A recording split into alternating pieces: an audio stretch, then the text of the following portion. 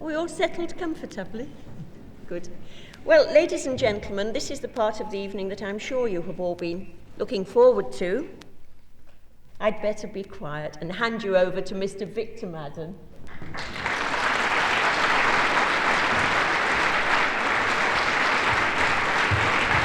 Sorry about that. I'm sorry I didn't sing well. Hello. That singing of Jerusalem made me shiver, and I thought, this is what made Britain, Britain. Wonderful, lovely feeling, lovely atmosphere, really was. Do you always sing that? Yes. Wonderful, my word. We have hope. They say you need glasses when you get to 50. Don't you?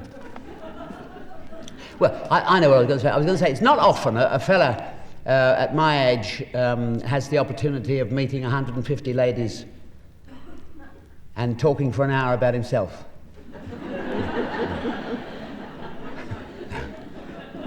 Yeah. I bet it won't happen again either. Yeah. When I was 3 years of age, I wanted to be an actor, and I joined the Band of Hope.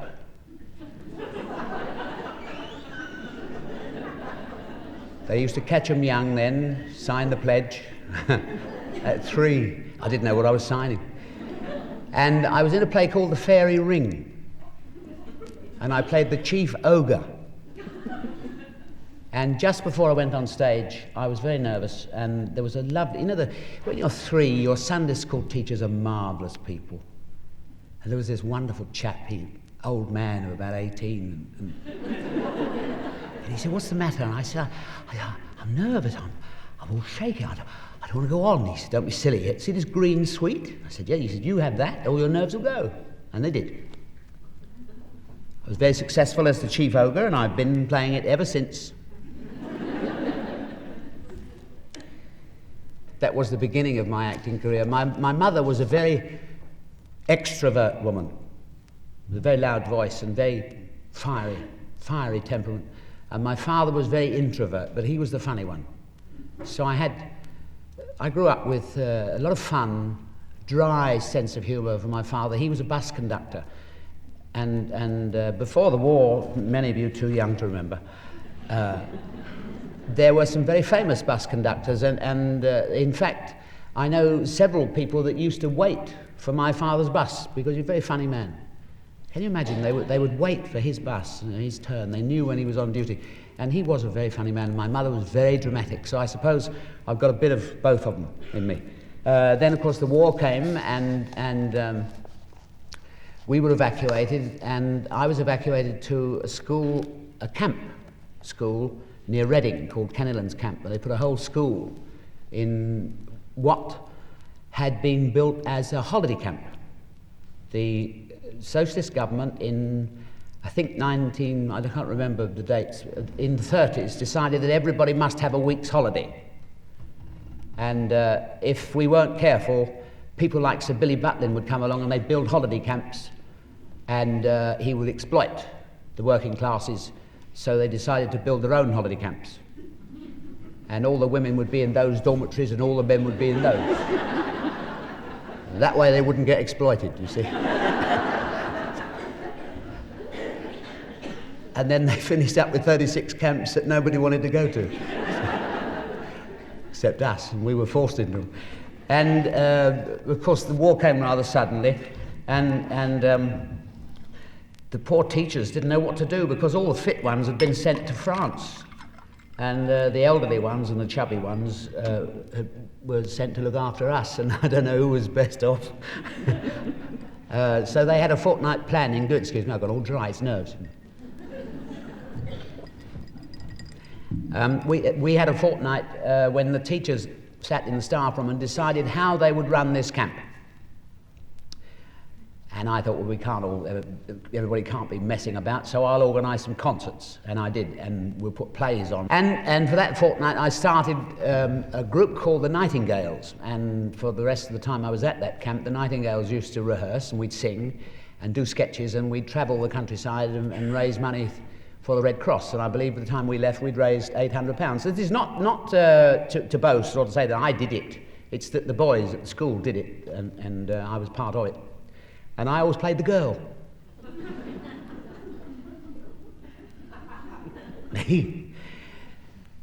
I wasn't very good at school. No, most actors weren't very good at school. Churchill wasn't very good either. And our class was particularly bad, and one day a teacher came in and he said, right, get on with private study.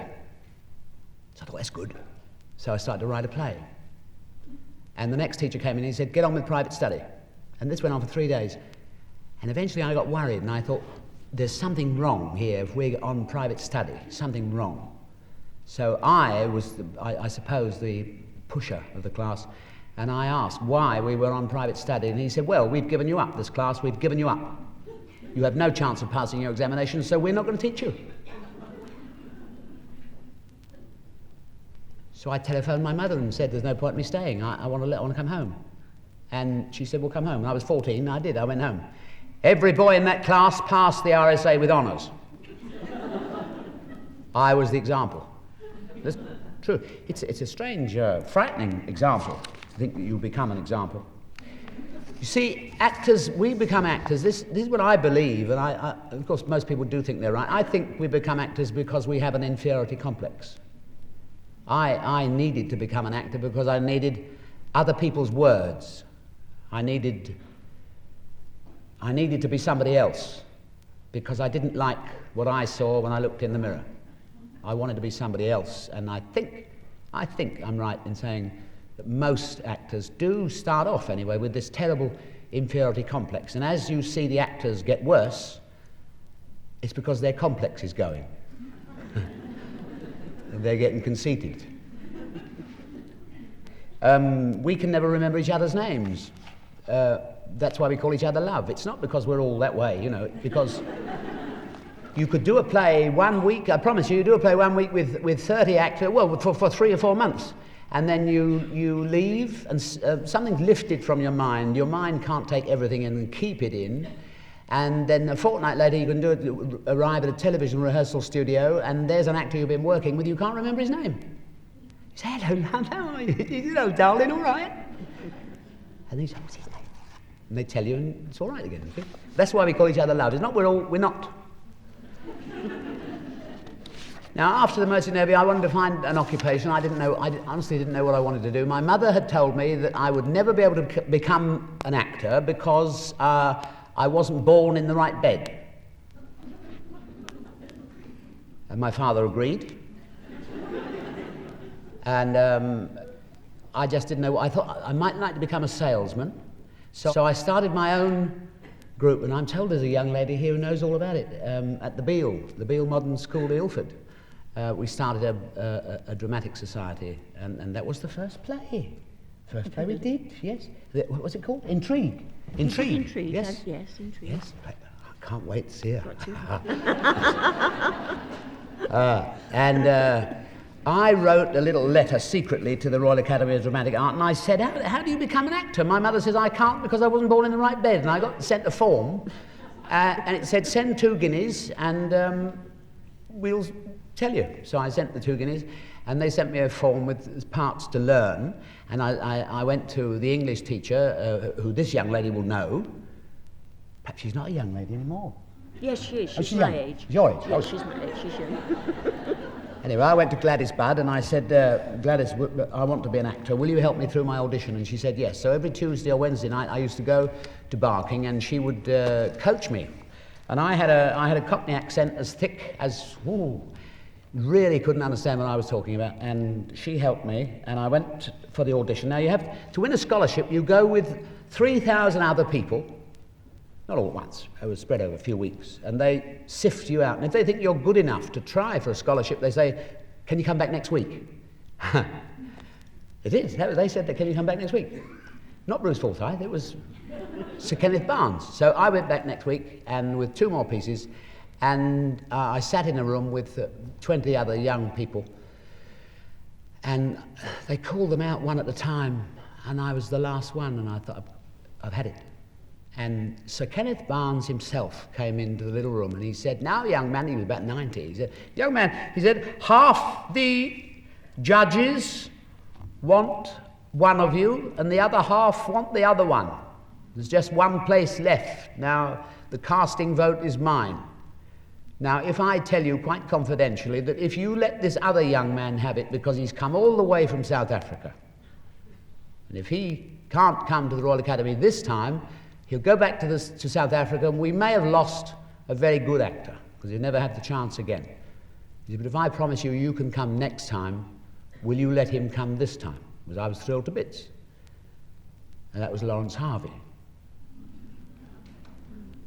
A lot of actors say, you go to a play in London and you read the programme and then you read their life story and one paragraph says, I collected money for deck chairs and so on and sold ice creams. You don't want to know about that because they've got nothing else to say, you see.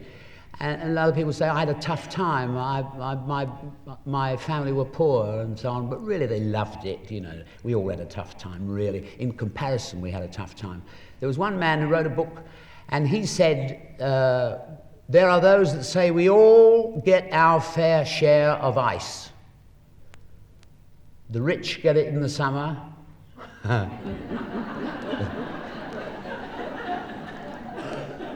But I must say I do get my fair share all the year round. I've been very lucky. I've been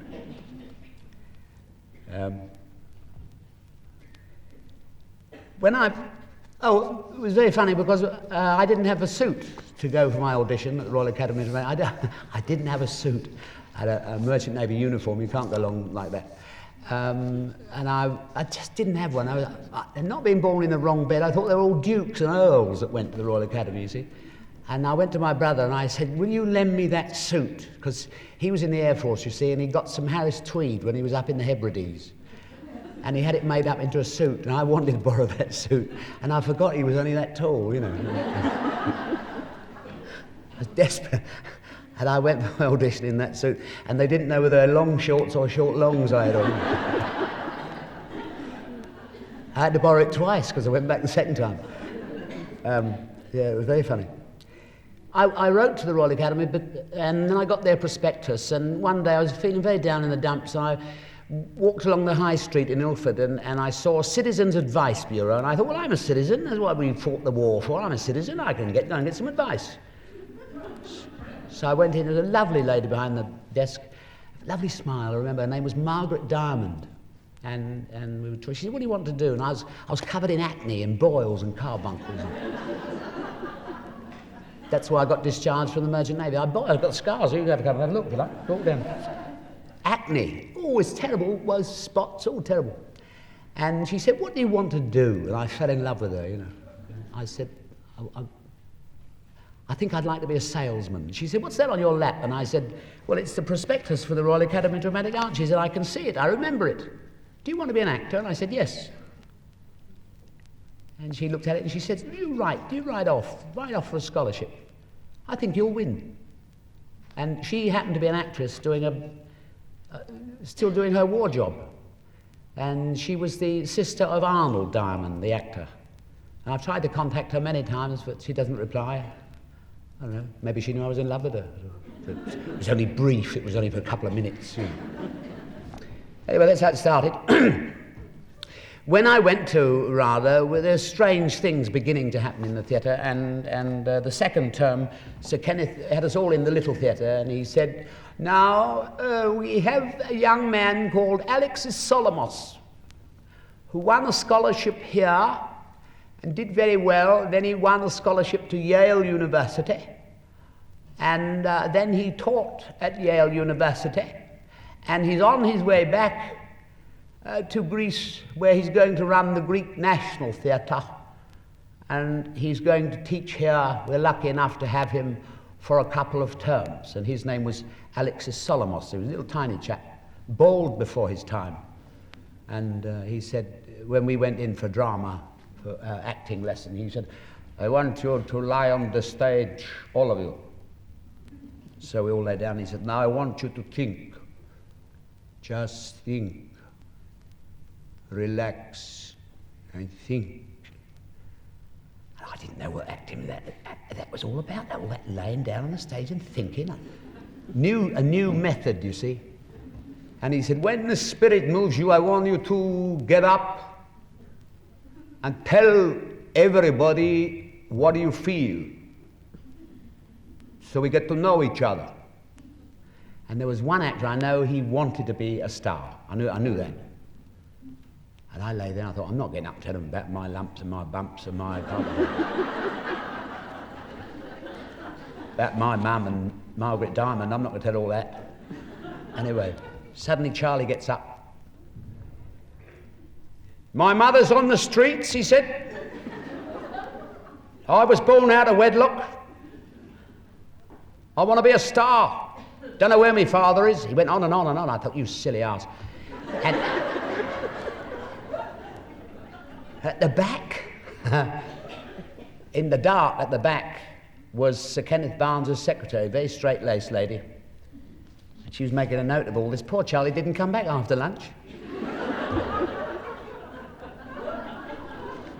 That was my first lesson. Keep your mouth shut.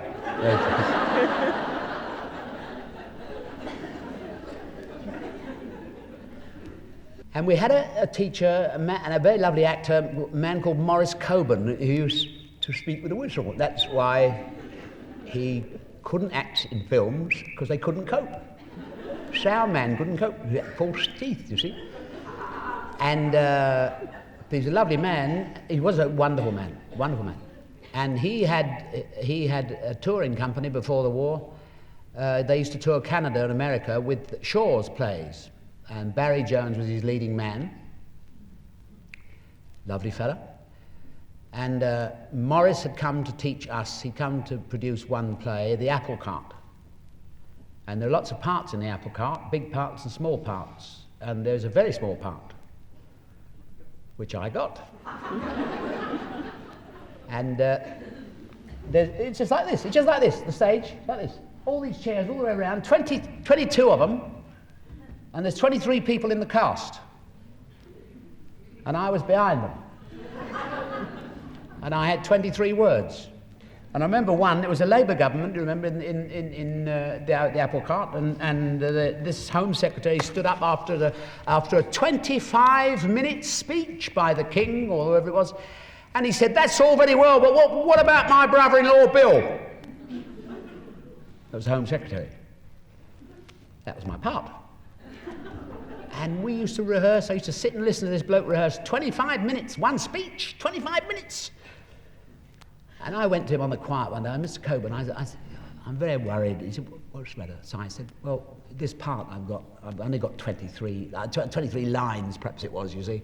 And I said, I'm stuck behind all that lot. Now it's so small, nobody can see me even. He said, but don't worry, this is your first lesson in acting. I know you're going to steal the play, because every time you say one line, you're going to stand up, and you'll be the only one standing up. And it worked. It did work.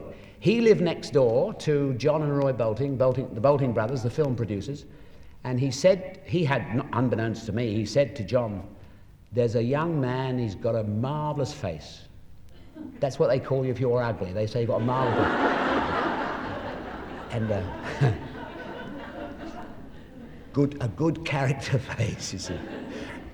So we did the play. We also did a one-act play. When he saw I was very upset, he did a one-act play for one man, and I got that part as well, you see.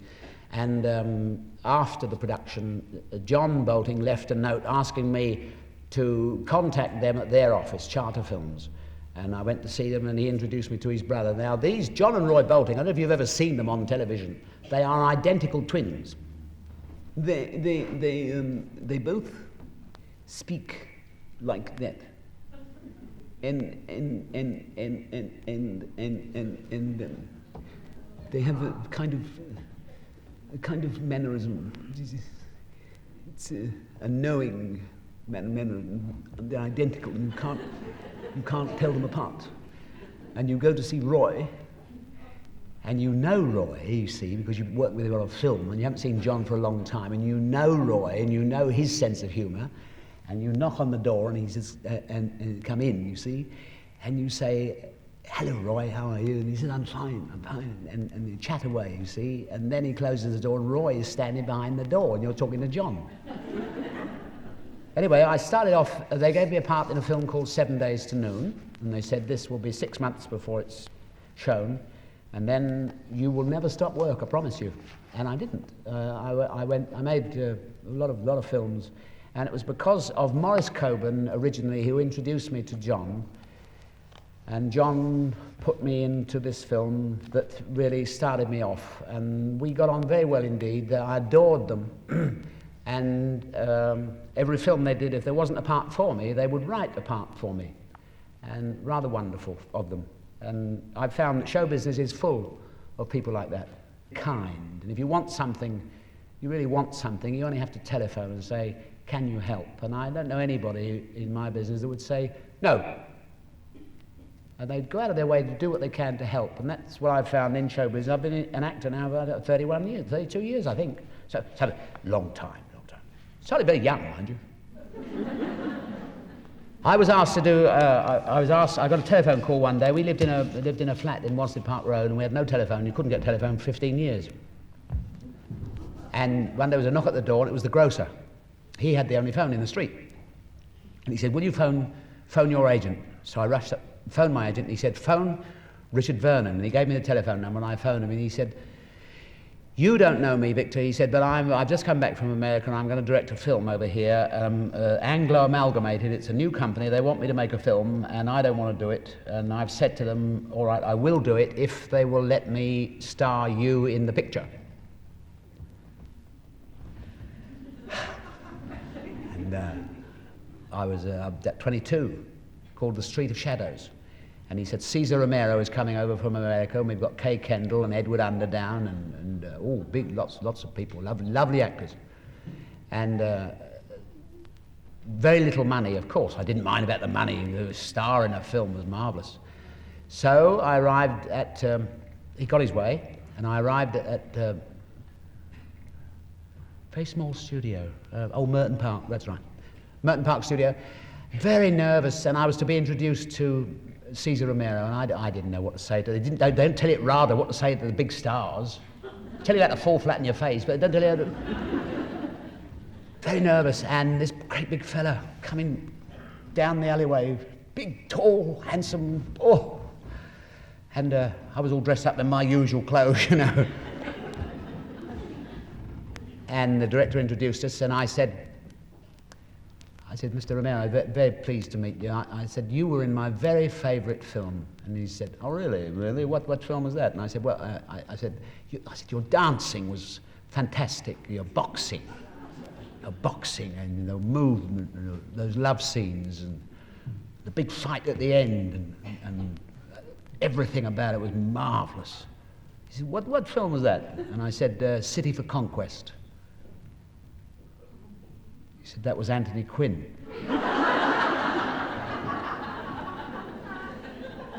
And he never spoke to me again. 4 weeks on the picture, never said a word to me. And then he was on What's My Line, you remember, with Gilbert Harding. And Gilbert Harding put his mask on. They all had to guess who he was, and they found out who he was. And they said, what are you doing? He said, I'm over here making a film. Making a film here, called Street of Shadows. And he said, oh, really? Well, who have you got? Who's in the film with you? And he said, Kay Kendall, Edwin Underdown, Bill Travers. I'm sitting, not a mention. Then we met in Hollywood years afterwards when he was a fallen star. What bitch am I? And and I looked at him, and I was starring out there in a television series. And he came over, and there was this love that there is between actors, and always forgiven, and we were friends. We're still great friends. You know, oh yes, I was in the Mousetrap. I did a year in the Mousetrap because I wanted a year to put my record Just for Today together, and I asked if I could do a year in the Mousetrap. That's a thing you don't do. You don't say, can I be in the Mousetrap? When they phone you up, you say no. But I phoned and said, oh, I'd like to be in the Mousetrap. So they said, all right. So lid onto that.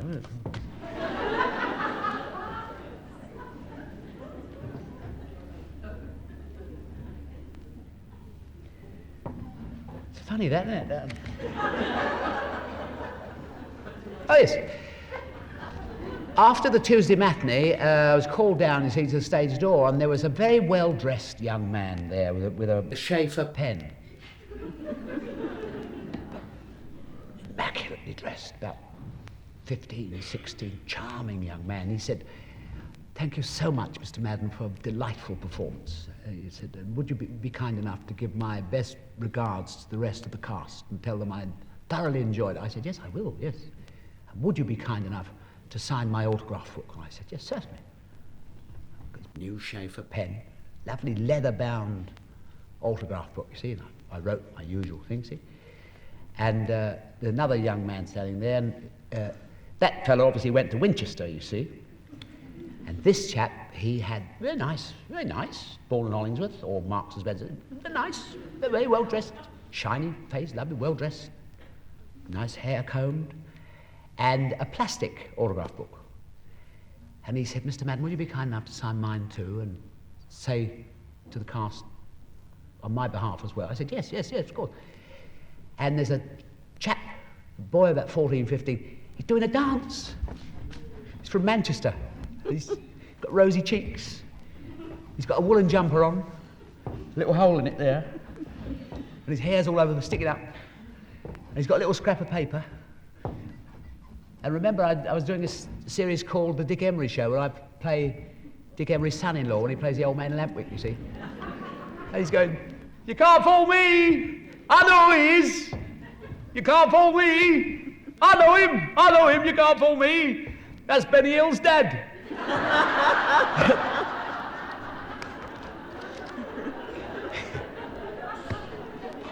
That's fame for you.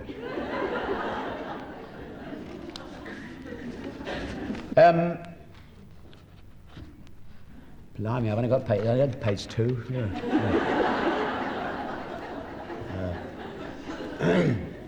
At that meeting, gosh, I'm halfway through. You have to finish at 9? Yes. I better whip through this lot. Yes. I'm going to gabble a bit now. Well, all the jokes are at the end, you see. So, I tell you what I'd like to do, if I may, to finish this first half. I would like to read to you a poem. Now, I've been married for over 30 years, and I didn't know that my wife wrote poetry. And one evening, I'd been reminiscing about my childhood, and she gave me this lovely gift. Now, I'd like to read it to you, and I'm going to come a little nearer the microphone, if I may, because I'd like you to hear it the way she wrote it. It's called Sunbeam Park. Sunbeam Park. We were so happy there. The sun shone always through the trees. The wind was just a gentle breeze, and we played there from dawn till dark in Sunbeam Park.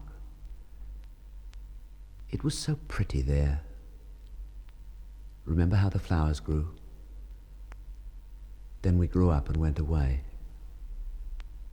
Now I've come back home to stay, to find the place we used to share. But there's a city there. No grass, no trees. They've vanished like the dreams we dreamed. Was it ever really quite as lovely as it seemed? With aching heart and heavy feet, I turned to walk away. Then, round a corner, came sweet echoes of another day. The sky was dark, no flowers growing there, but the children played the same old game. Their laughter sounded just the same.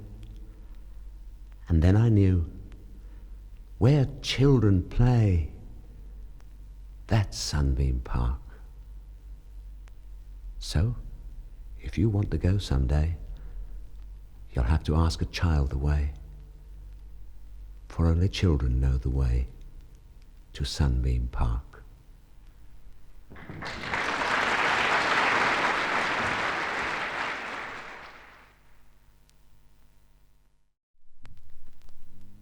the arguments we have. It's what Mum did. No, what Mum did has nothing to do with me, is it?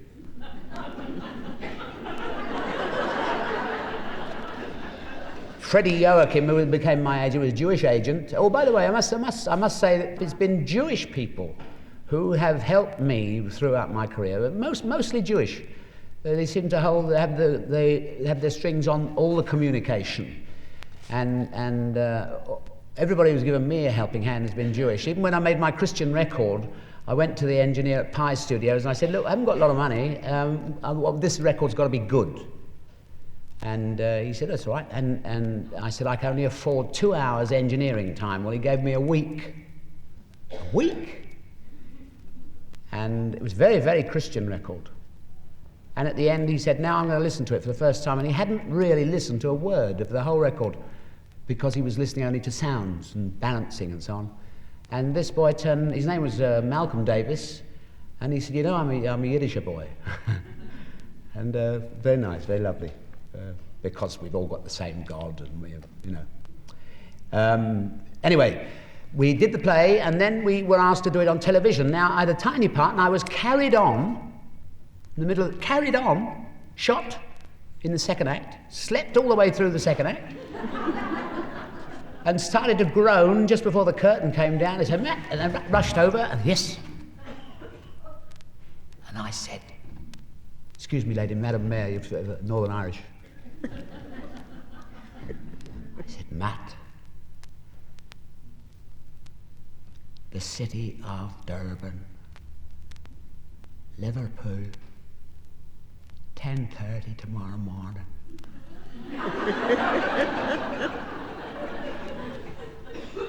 And another 3 weeks rehearsal for television, live.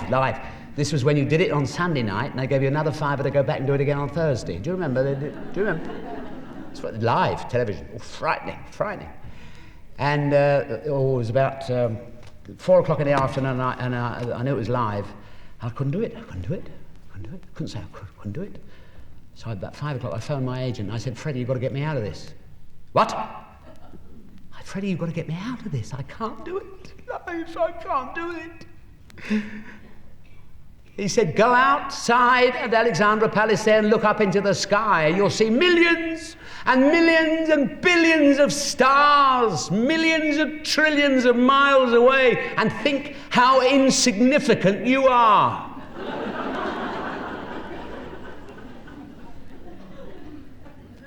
It was easy after he said that. Easy. I've got to cut a lot of this out.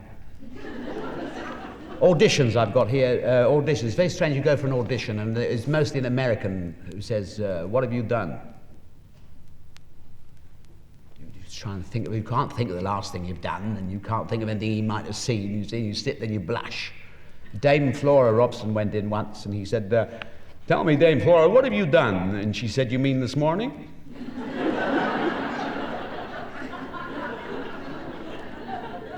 And Dame Sybil Thorndike said, "About what?"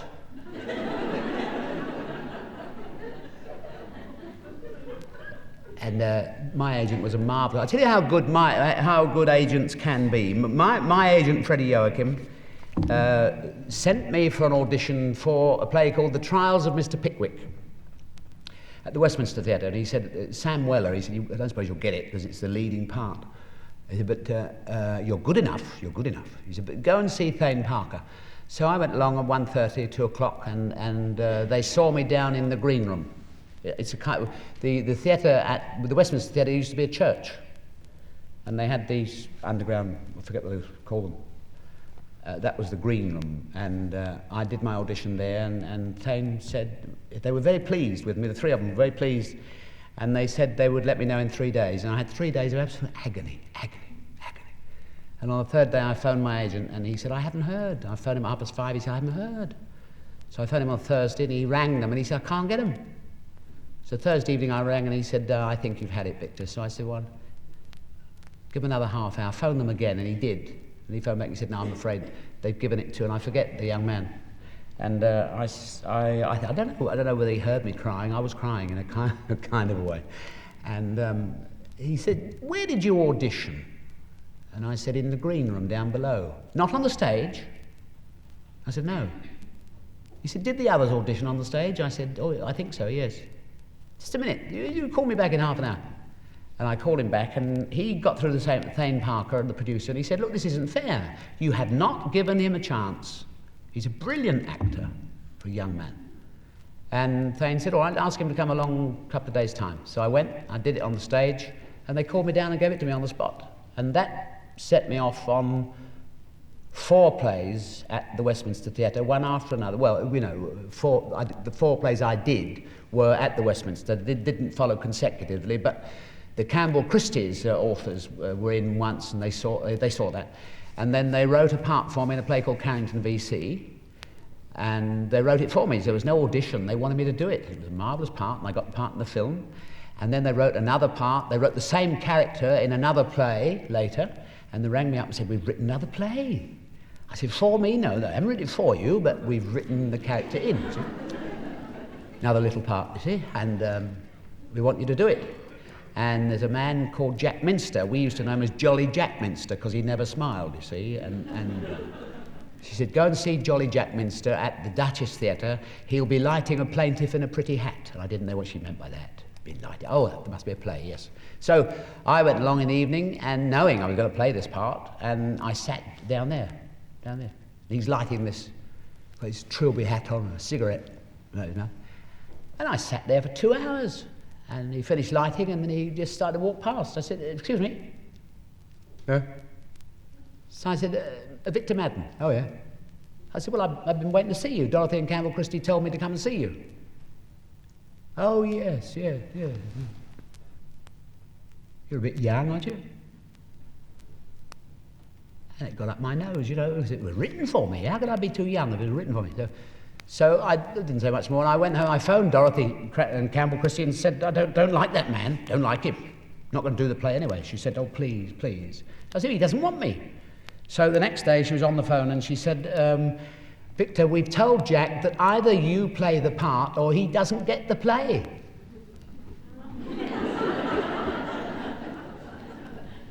So a contract came in the post, you see, and we started to rehearse. And there's some funny atmosphere. I thought, this bloke don't like me, you know. And we're rehearsing away, and it was a potboiler, you know, an ordinary play, no, not Shakespeare, anything like that. And there was one scene where I had to come in that door there, you see, and say to Jill Bennett, they found the body. They found the body. Sorry, ma'am. She said, well, didn't do it like that, did it right away, you know. So he stopped me, he said, wait a minute. Is that the way you announce bodies? I said, no, I've never had to do it before. He said, well, don't you know what to do? I said, yes, I know. Yeah, we'll do it. So I said, all right, so I came and did it. No. He said, I said, will you come and show me? So the rest of the cast going, so Jolly Jack gets up on the stage, you see, and he comes in the door, and he's got his trilby hat on and his cigarette, you see, so he comes in the door and he takes his hat off and takes a cigarette out of his mouth, and he says the lines. Is that all right? I said, yes, fine. Yes, fine. So he went back in the audience, so I came in and I went like that. He said, what are you doing? I said, I'm taking my hat off from the cigarette. He said, but you're not wearing... You taking the mickey? I said, no. Anyway, Dorothy and Campbell Christie were there, and they were watching this, you see, and they saw me boiling, because there was steam coming out my hat, you see. And Dorothy took me behind, and Campbell, he was a retired general. They took me behind the scene and they said, Victor, do it his way for rehearsal and then do it your way on the first night. So I said, all right. So I went along with this, you see. And on the first night, this is not conceit, I'm just telling you, you know, I was asked to come and tell you about my experiences, so I'm going to tell you. And in the foyer afterwards, a journalist went to Dorothy and Campbell Christie and they congratulated them and they said, very good, but weren't you lucky to have Victor Maddern? And Jolly Jack was there and he said, yes, and what a time I had getting that performance out of him, he said. Well, I said, you meet one or two, always. Got to cut a bit out now. Oh yes, all that bit about the radio I was going to tell you, you just take that as read. Except Except that I did a 1.5 hour play on radio one Sunday afternoon. They used to go out live, and I had this script. They used to put a pin. See those holes? You see, this is an old script. See those holes there? Well, your script is put together with a pin.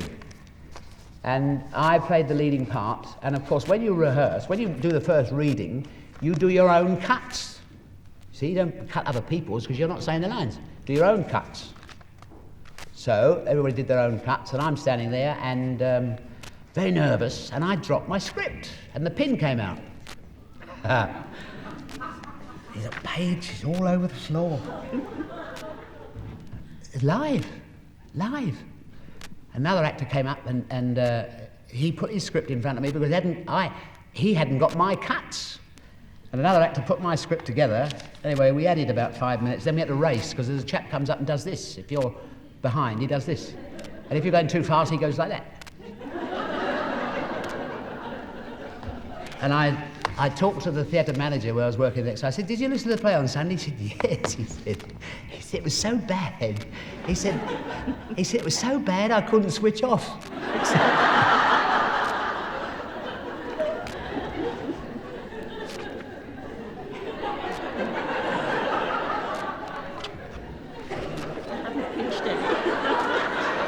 I'm not Do you got get my any. iPad? No.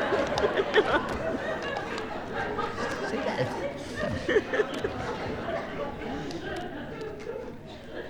Oh yes, and this agent Freddie Joachim, he used to have all the, pardon me, he used to have the foreign actors and the classy ones, the good fat actors and the foreign actors, and Thora Hird, and he had, oh, she's lovely, no, she's lovely. So. I'll tell you about her in a minute. And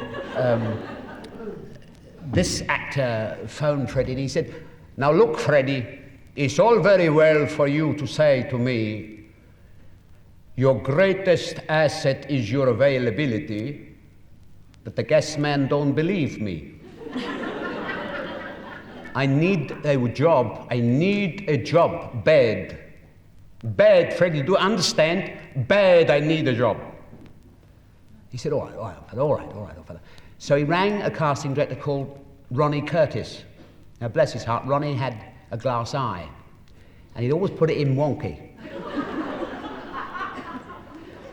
And he was a very nice man. He was a nice man because he always give everybody a chance. He'd give everybody an audition. All the kids leaving RADA, Central School, Webber Douglas, hundreds of them. If you went for an audition there, you took a tent. And this man went along for an audition. It was for the Encyclopedia Britannica. It was for a half-hour Encyclopedia Britannica film directed by an American gentleman, and he sat there for 3 hours. I was seeing everyone. Suddenly Ronnie saw him.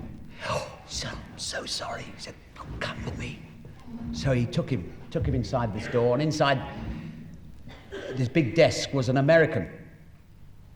And he had a pencil in his hand. As this actor appeared, he threw the pencil down on the table. He said, "No, Ronnie! I told you I wanted a fat man!" He said, "I was fat when I arrived."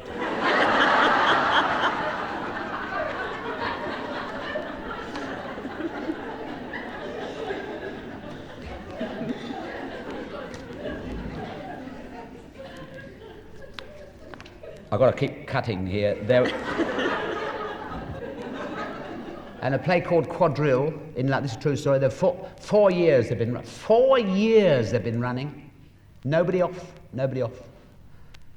And after a long time in a play, it becomes automatic if you're not very careful, you see. And there was a dry one afternoon, a dry. You know, it's when everybody forgets. And the prompter prompted. The prompted again. And louder. And louder. And eventually Sir Ralph Richards said, "We know the line, darling, but who says it?"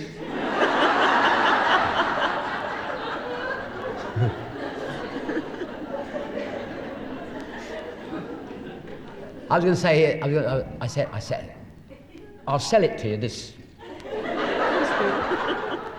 was going to say, it's a great pity that all the mystery's gone out of the theatre, like makeup. Paul Muni, this is fact, Paul Muni didn't want to play big parts. He played small parts for many, many years. He's probably the world's greatest actor. One time he spent 18 hours putting a beard on. 18 hours, and that beard was made from the horsehair from his digs, from his lodgings. And people, you know, when people in America, when they went on tour, they say, I wonder if Paul Muni slept here. They turn the bed over to see if there's a hole in it. You know.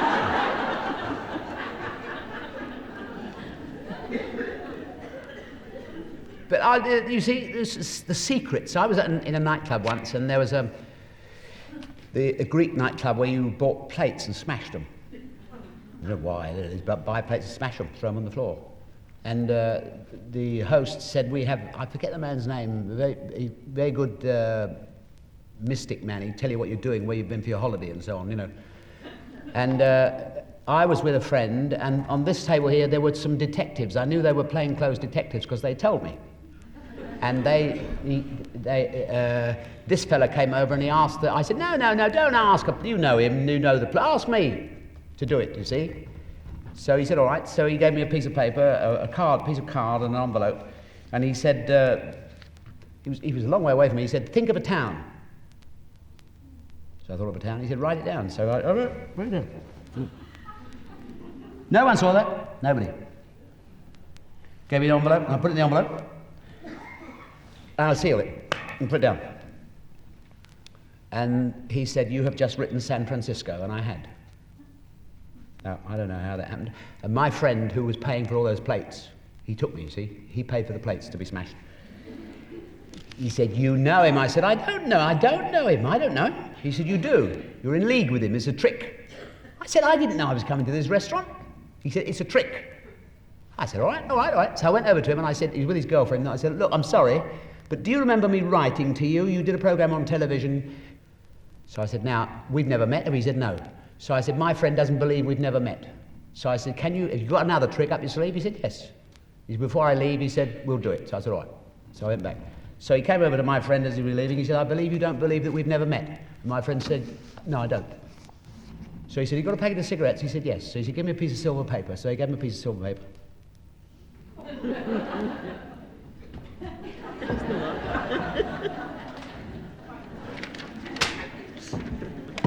And he rolled it up, and he said, put your hand out. So he put his hand out, and he put a piece of silver paper on there. He said, close your hand like that. So he closed his hand. So he said, that's burning, isn't it? He said, no. He said, it is. He said, it's not. He said, that is burning. He said, it's not. All right, he said, give it back. Put it on there. Put it on there straight. Give me a bigger piece. He gave him a bigger piece. He tore it up. He just rolled it up and put it in his hand. He said, squeeze that. So he squeezed it. He said, that's burning, isn't it? He said, no. He said, all right. He said, your friend's a liar. So off he went. So later, Joe's hand came up with a terrible blister, a great big red. He's still got it. He's still got the scar. Now, how he did that, I don't know. I'm telling you the truth. Before Almighty God, I'm telling you the truth. I don't know how he did it, but that's true. Now, you see, I would like to know how that's done. One day I'll know, and we're all gone, I'll know, because I'll ask him. I say, if he's up there, so you've got to tell me the truth. Now, I will tell you a joke you can play on your friends. Now, you listen very carefully. You have in league with you a friend, and you say to your friend, you give a message, you see. Your friend agrees. Now, this is what happens. You say at another time at a party, you say, I can transmit messages through the atmosphere. Can you? Yes. Give me a pack of cards. They give you a pack of cards. You say, choose a card. So they choose maybe the 8 of hearts. What card, Madam Mayor, what card would you choose? 3 of diamonds. So you say to everybody, give me half a crown. No such thing, is there? Give me 25 pence. That's how old that joke is. And you dial your friend, you see. You dial the number, and this is all that happens. All that happens, you say, you dial the number, you say, oh, hello, could I speak to the wizard, please? Yes, I'll hold on. Would you be kind enough to just tell my friend here what she's holding in her hand? Hand the phone over. And on the other end of the line, the voice will say, the 3 of diamonds. Now it's done this way. When you say, may I speak to the wizard says, hearts, clubs, diamonds, and you say, yes, I'll hold on, so he now knows it's diamonds. 1, 2, 3. Would you be kind enough to tell my friend what card she's holding, what she's holding in her hand? When I first heard that, my hair stood up and end. But it's a pity there's no more mystery left in life. Yes. God, it's 5 to 9. All them good ones going, look at that. Oh, my career, all going down a pan, look at that. I would tell you one. No, I'll tell you what, I'll read you another poem. The night before the last of our 4 lovely daughters got married, lovely Julie, Gillian, Victoria and Sarah, my wife and I went to bed and she handed me a piece of paper. She had written something especially for that occasion, because from now on we were going to be on our own together for the first time in many, many years. And I read it and it made me cry. And the next day at the wedding reception I read it again and it made 300 other people cry. So I'm going to come near the microphone, if I may, like I did before, to read it to you the way that she wrote it.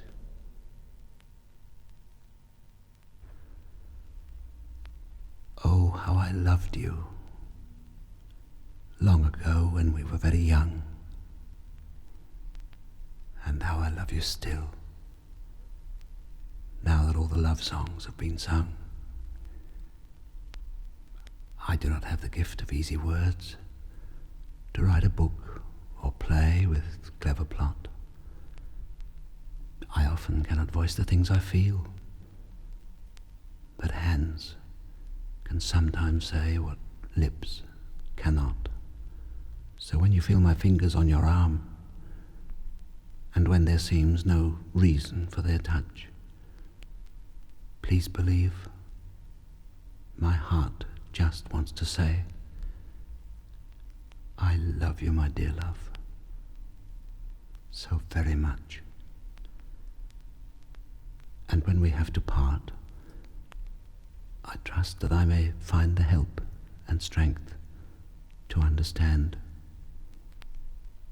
But one thing above all else I pray, right at the end, that I may hold your hand.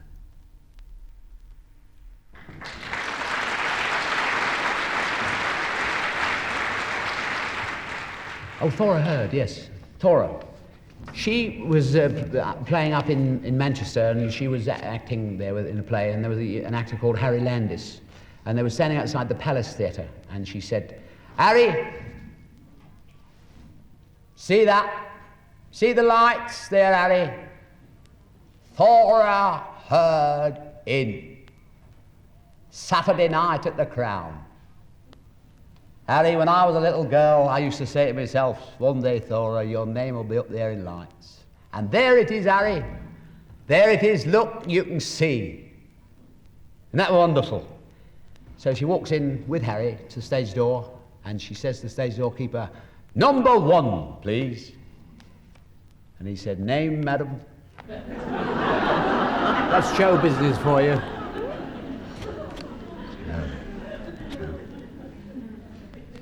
I'll try and look for the best one now. The time's run out. Oh, yes. There's a story I'm told is true. In the 13th year of the mousetrap, a lady got off a train at Euston and she said to the taxi driver, "The Ambassador's Theatre, please." She had a lovely fur coat on and had her hair done and looked very nice. And she got out of the cab and she gave the taxi driver the exact fare. She walked towards the box office. She said, "Oi!" Yes? He said, "The butler done it."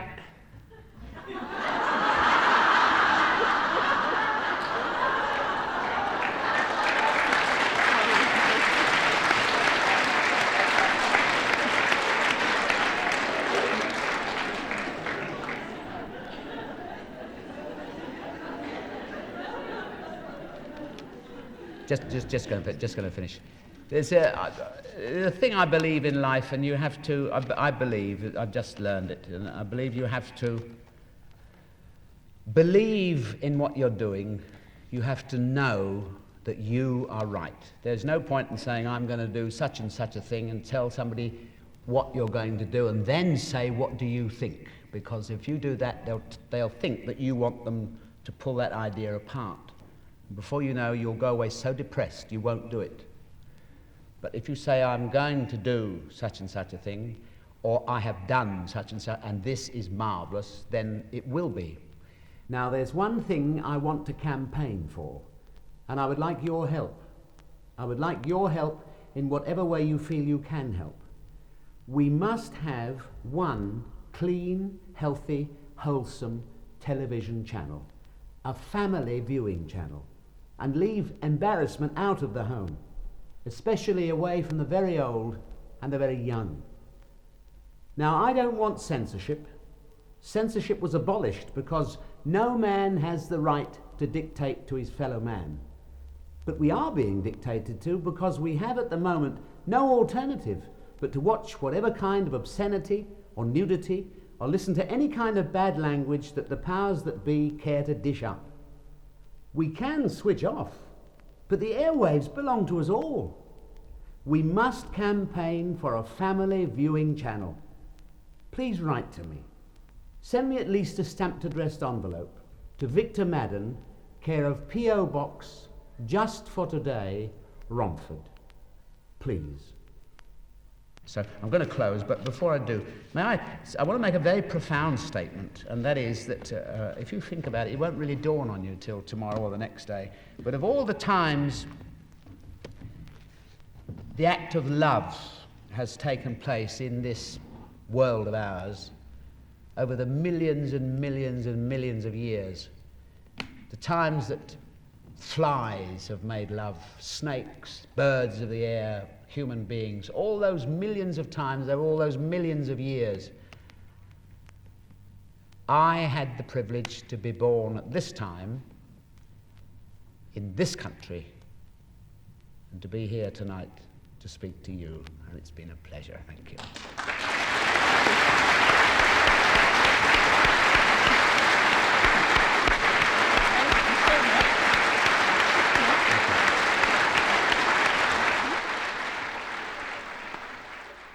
Please wait.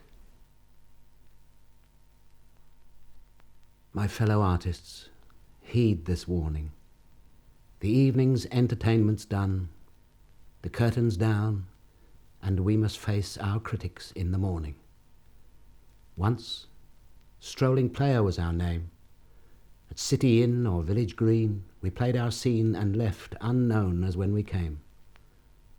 But then, the great ones of our band, Olivia, Thorndike, Priestley, Shaw, and many more, earned for us respect throughout the land. It was a more enlightened age, and many a noble lord today might proudly say, my grandmamma was on the stage. Great writers then with care penned every golden word, and an actor's silver tongue brought old and young great pleasure from our language clearly heard. Now perhaps we've grown too proud. Our world spreads wider, faster. But we're the servants, not the master, of our watching, waiting, listening crowd. Like all good servants, have we not a duty to guide and guard their young from ill, to try to fill their lives with things of worth and beauty? They gave us honor, made us great. Let us not betray their trust. Children copy, so we must set the pattern right before it is too late.